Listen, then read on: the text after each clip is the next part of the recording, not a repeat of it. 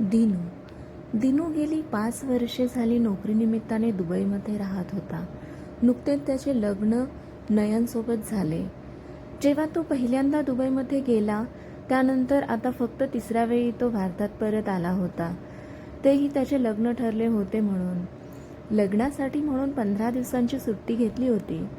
तसंही त्याला भारतात परत येण्याची जास्त ओढ नसायची, कारण दिनू लहान असतानाच त्याच्या सख्ख्या आईचे आजारपणात निधन झाले होते आणि त्याच्या वडिलांनी दुसरे लग्न केले होते. नवीन आईने कधीच त्याला आपलं मानलं नाहीये. सतत त्याचा रागराग करायची. त्यामुळे घरदार असून कुटुंब असून त्याला नेहमी परकेपणाची जाणीव व्हायची. तो सर्वजण असून पोरका झाला होता. अनाथाप्रमाणे जगला होता. जेवताना नेहमी राहिलेले शिळे अन्न त्याच्या वाट्याला येत असे. कधी कधी तेही नशिबात नसायचे. मग तो पाणी पिऊन झोपायचा किंवा गावच्या हद्दीतील देवळात कुणी नारळ फोडला असेल, नैवेद्य दाखवला असेल, तो मिळाला तर तेही खायचा. नव्या आईसमोर वडिलांचे काही चालत नसायचे. शिवाय ते व्यसनाधीन होते. दारूचे व्यसन लागले होते त्यांना. दिनूच्या दुसऱ्या आईला 2 मुली होत्या. त्या स्वभावाने खूप चांगल्या होत्या. कधीतरी आईपासून चोरून त्या दिनूला खायला देत असत. दिनू अभ्यासात हुशार होता, त्यामुळे त्याचे शिक्षक त्याला अभ्यासात लक्ष द्यायचे व आर्थिक मदतही करायचे. दिनू 12वीत असताना त्याच्या वडिलांचे आजारपणामुळे निधन झाले. त्याने 12वीची परीक्षा उत्तीर्ण केली आणि एका खाजगी लॉजिस्टिक्स कंपनीमध्ये काम करू लागला. जॉब करत करत त्याने आपले पुढील शिक्षण पूर्ण केले. आपल्या सावत्र बहिणींचे शिक्षणही केले. त्यांना ग्रॅज्युएट केले. दिनू कमावत होता, त्यामुळे त्याची सावत्र आई त्याला आता काही म्हणत नव्हती. यथावकाश त्याच्या ऑफिसमधील ओळखीने आणि स्वतःच्या हुशारीने त्याला दुबईमध्ये जॉब ऑफर मिळाली. ती एक चांगल्या पगाराची नोकरी होती, त्यामुळे त्याने ती ॲक्सेप्ट केली आणि दुबईला निघून गेला. आपल्या हुशारीने त्याने तिथे उत्तम जम बसविला.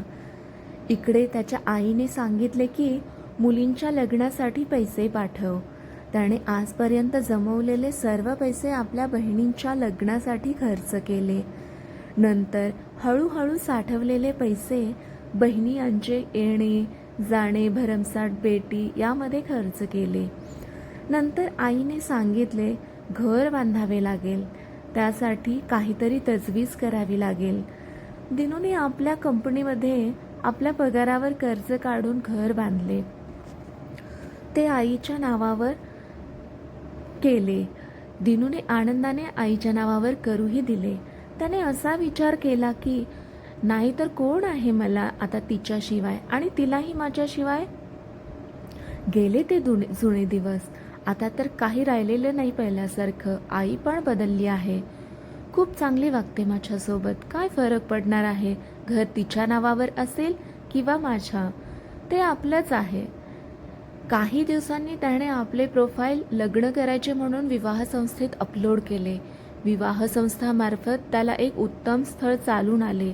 ते होते नयनचे. नयन एक साधी, सरळ आणि शांत मुलगी होती. तिचे आई वडील यांचे लहानपणी निधन झाले होते, त्यामुळे ती अनाथ होती. मामांनी तिचे लग्न लावून दिले. तिचा स्वभाव खूप समाधानी होता. दिनूला नयन बघता क्षणी आवडली.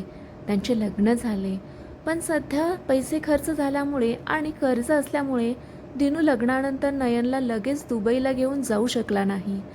त्याने तिला तिकडे सर्व सेट होईपर्यंत वर्षभर आईजवळ ठेवले आणि तो लग्नानंतर 15 दिवसांनी दुबईला निघून गेला. तो आपल्या आईला दर महिन्याला एक ठराविक रक्कम पाठवायचा आणि नयनसाठी तिच्या खर्चासाठी काही स्वतंत्र रक्कमही पाठवायचा. तसे त्याने आईला सांगितले होते.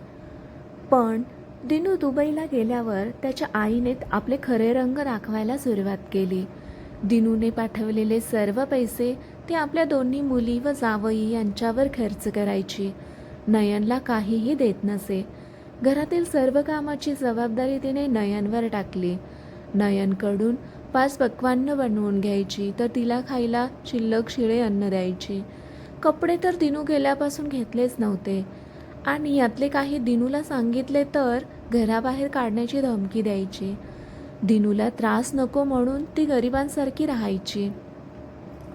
दिनूचा फोन आला तरी काही सांगायचं नाही, पण व्हिडिओ कॉलवर पण दिनूला ती दिवसेंदिवस निस्तेज व घाबरलेली वाटायची. तो तिला विचारायचा, पण आई समोर असायची आणि कधी नसेल तरी तिने काही सांगायचे नाही अशी सक्त ताकीद दिली होती. तिने त्याला काहीच सांगितले नाही. दिनूला संशय येतो म्हणून तो 6 महिन्यांनी कोणाला काहीही न सांगता भारतात परत येतो. तो बाहेर अंगणात असतो. घराची बेल वाजवण्या अगोदर तो खिडकीतून आत पाहतो तर त्याची आई डायनिंग टेबलवर बसलेली असते आणि नयन चप्पल स्टँडजवळ खाली मान घालून बसलेली असते. तिच्यासमोर एक तुटकी प्लेट आणि त्यात कठीण शिळी भाकरी व चटणी होती. ती ते खात होती. अंगावर कपडे खूप जुने फाटलेले वाटत होते. चेहरा निस्तेज झाला होता. डोळे खोल केले होते आणि त्याखाली काळी वर्तुळेही आली होती. जणू हाडाचा सापळाच वाटत होती ती. त्याची आई तिला ओरडत होती. आईच्या ताटात मात्र चांगले चांगले पदार्थ होते. ती तब्येतीने चांगली वाटत होती आणि नयनवर ओरडत होती. बहुतेक भाजीत मीठ जास्त झाले होते. ती म्हणाली, काय ग, भाजीत किती जास्त मीठ टाकले आहेस? मला मारायचे आहे वाटते तुला.